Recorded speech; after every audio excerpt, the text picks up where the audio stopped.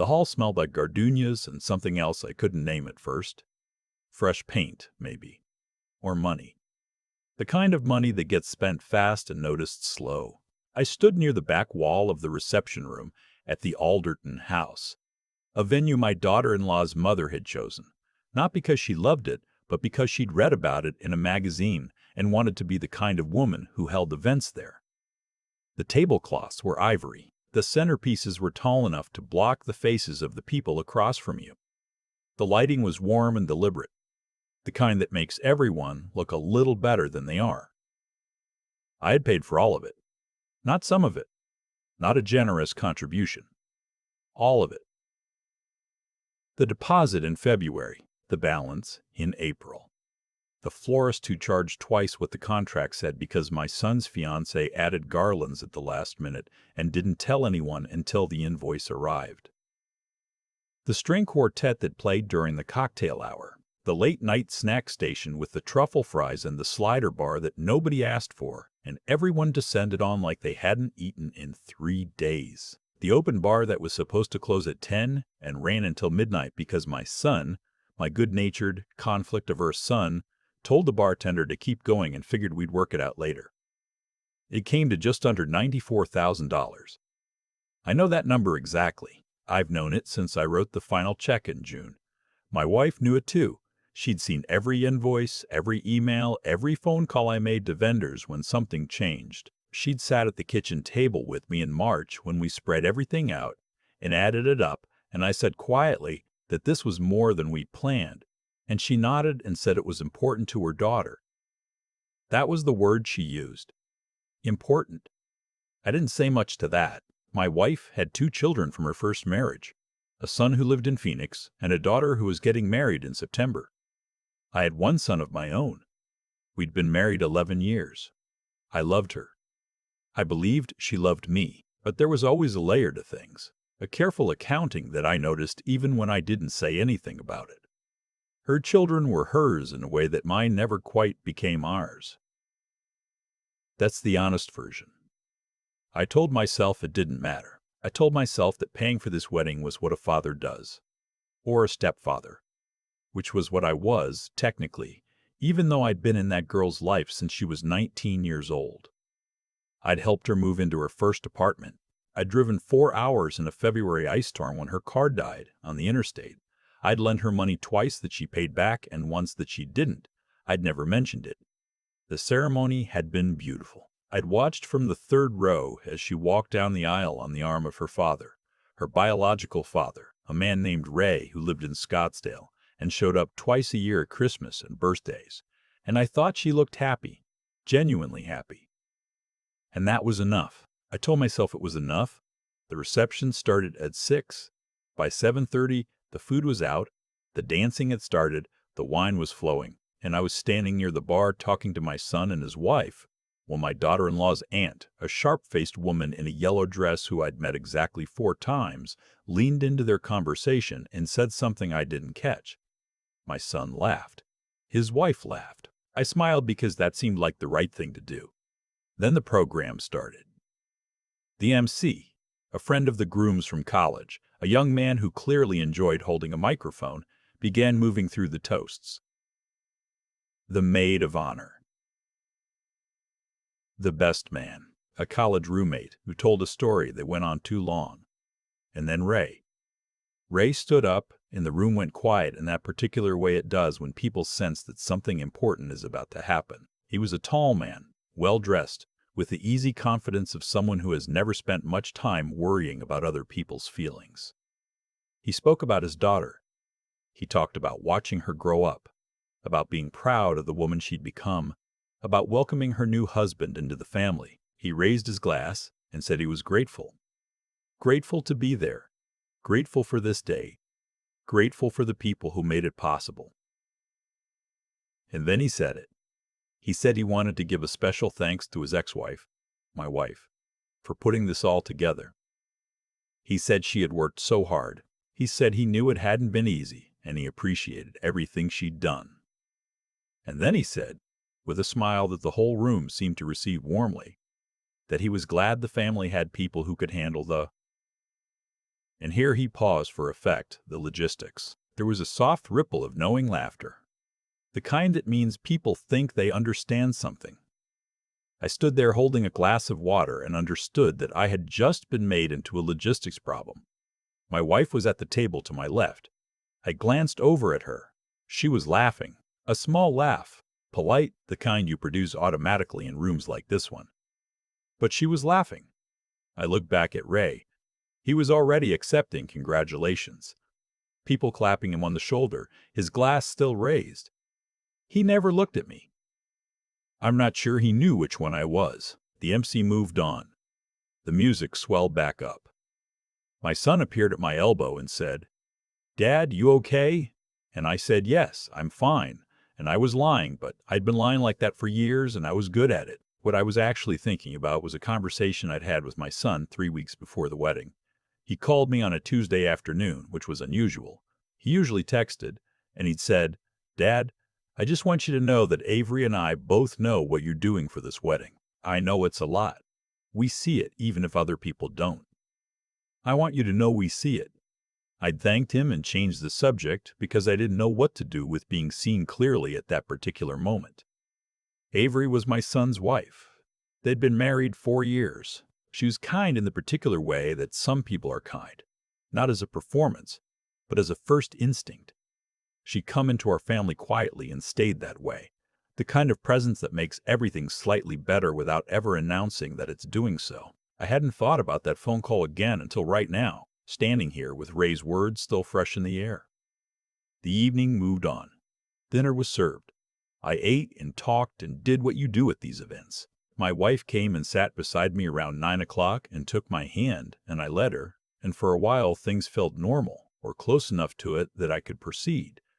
But something had shifted, something small and irrevocable, like a door that closes flush, and you hear the lock click, and you realize only after that you don't have the key on you. My daughter-in-law had made a toast of her own at around 8:30. I hadn't thought much about it at the time. She'd thanked her mother. She'd thanked her father. She'd thanked the bridesmaids. She'd mentioned the venue, said Alderton House was a dream, that she'd wanted to get married here since she was little. She thanked the groom's parents briefly, and then she moved on to her new husband, and got tearful in a way that was genuine and lovely, and the room was with her completely. She did not mention me. I don't say this to sound wounded. I'm 63 years old. I've been around long enough to know that you don't fund things in order to be thanked for them. That's not why you do it. If that's why you do it, you shouldn't do it at all. But there is a difference between not expecting to be thanked and being actively erased. Ray had thanked the logistics. My wife had been celebrated. My daughter-in-law had mentioned the venue I'd paid for as her lifelong dream, without noting, or perhaps knowing, who had made that dream a line item on a spreadsheet. It was Avery who noticed. I didn't know this at the time. I was at the bar getting a club soda when I heard her voice behind me, and I turned and she was standing there with a look on her face that I recognized from my son's call 3 weeks earlier. That same careful, clear-eyed seeing. She said, "I owe you an apology on behalf of this family tonight." I said, "There is nothing to apologize for." She said, "That's not true, and I think you know it, and I think you've been pretending it's fine for so long that it's become a habit." I didn't have an answer for that. She said, "Can I say something to you?" And I said, "Yes," and she said, "My husband's father is the reason this night exists. The flowers, the food, the music, this building, all of it. And nobody has said that. I want to say it." I see you.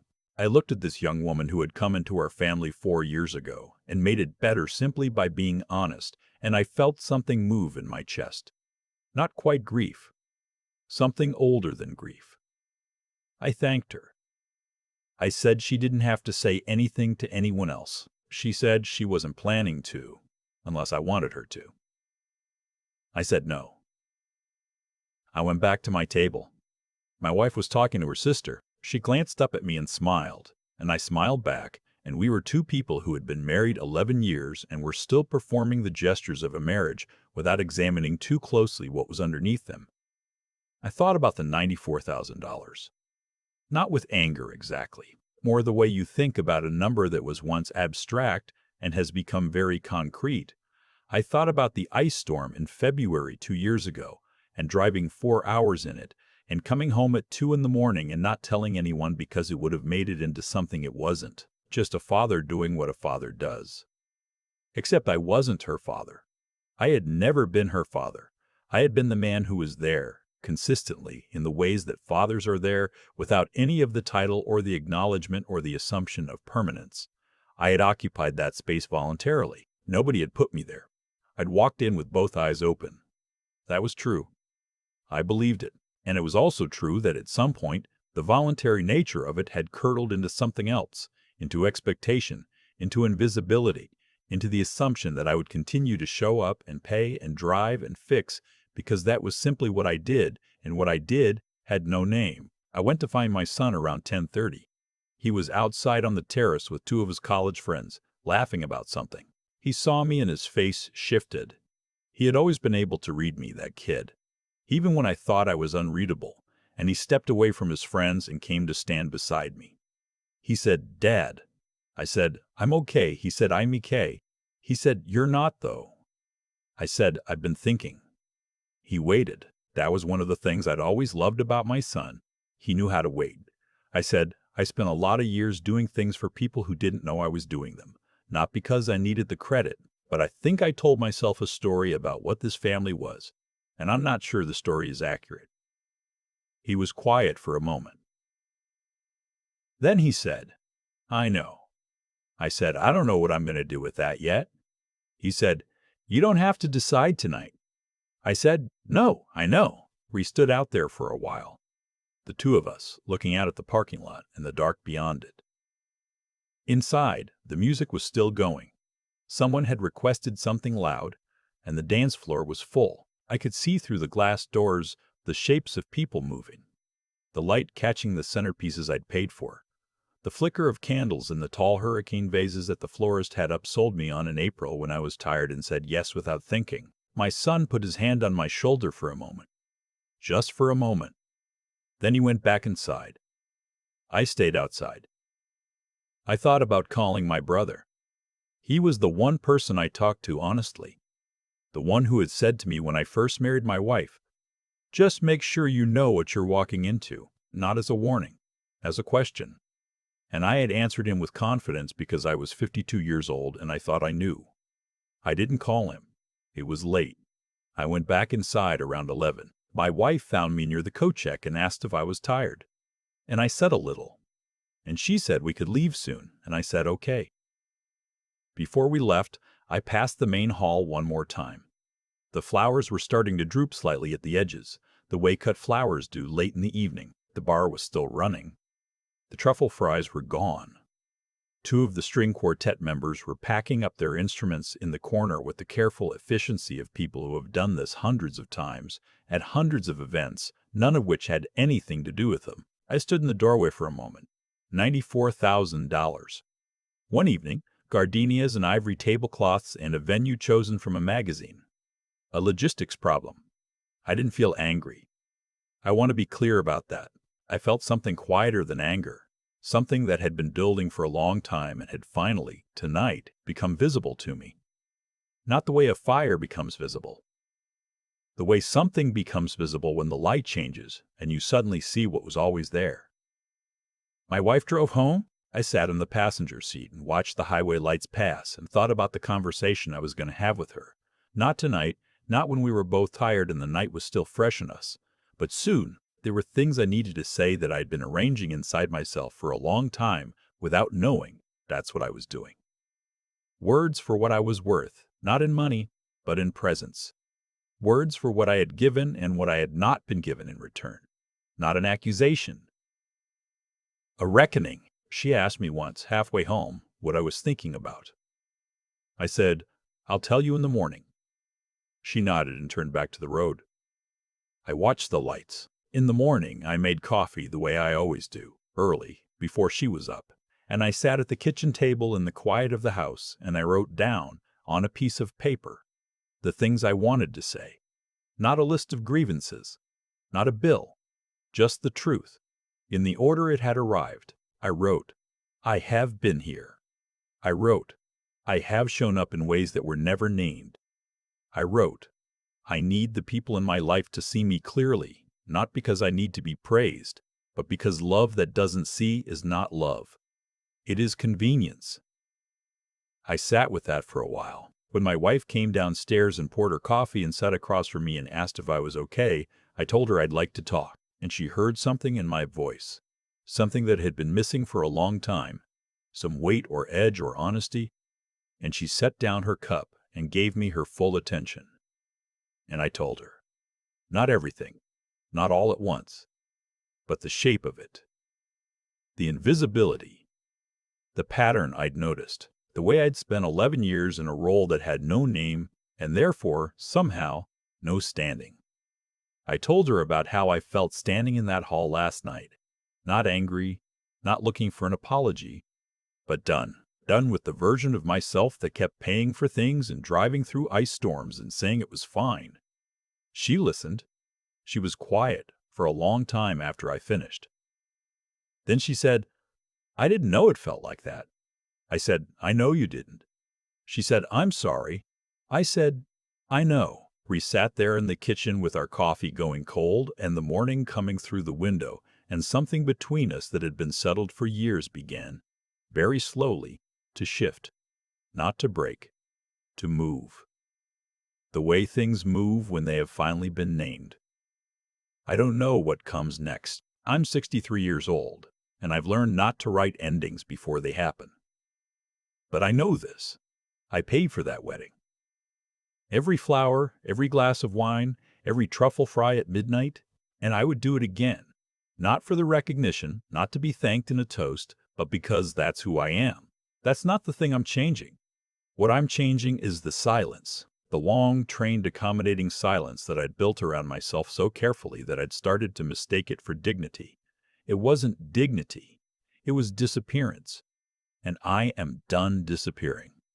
I've been thinking about cause and effect a lot since that night. Not in a grand philosophical way, just the plain practical version of it that you start to understand when you've lived long enough to see patterns repeat. What you allow to continue, continues. That's it. That's the whole thing. For 11 years, I allowed myself to be present without being acknowledged.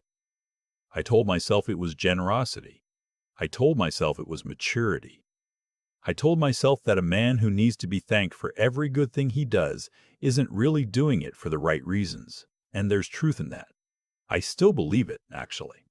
But somewhere along the way I confused not needing praise with not needing to be seen at all. Those are two very different things, and I let them blur together until I couldn't tell them apart. The cause was silence, my own silence, maintained carefully, year after year. The effect was invisibility. Not because my wife was cruel, not because my stepdaughter was a bad person. She isn't. But because silence, extended long enough, trains the people around you to stop looking. They don't mean to stop, they just do. You stop expecting to be named, and so you stop being named, and eventually that becomes the normal shape of things. Ray standing up at that reception and thanking the logistics. He didn't do that to wound me. I don't think he knew enough about me to aim. That was the whole point. I had been so quiet about my presence in that family that a man who had known my wife for 20 years didn't know which one in the room I was. That's not his failure. That's a consequence of choices I made, dressed up as virtue, what Avery did. Standing beside me at that bar and saying the words out loud, I see you, your father-in-law is the reason this night exists. That wasn't just kindness, it was a kind of clarity. She held up a mirror, the kind you don't ask for and can't put back down, and what I saw in it wasn't a wronged man. It was a man who had trained himself to shrink and then spent years being surprised that nobody noticed how much space he occupied. Intelligence, real intelligence, isn't just knowing things. It's being honest about the patterns you're living inside, even when those patterns are comfortable, even when naming them means changing them. I wasn't stupid. I knew what was happening, in the way you know things you haven't fully admitted yet. Avery just made the admission unavoidable. The morning after, sitting at my kitchen table with that piece of paper and the words I finally wrote down, That was the moment the pattern broke. Not dramatically. Quietly. The way most real things change. I'm 63. I don't have unlimited mornings left to start telling the truth. That's not pessimism. That's arithmetic. And if the arithmetic pushes you toward honesty, toward saying what you're worth and what you need and what you're no longer willing to pretend is fine, then it's the most useful math I've ever done. I paid for that wedding, and I'd pay for it again. But I will not disappear again. Not for anyone.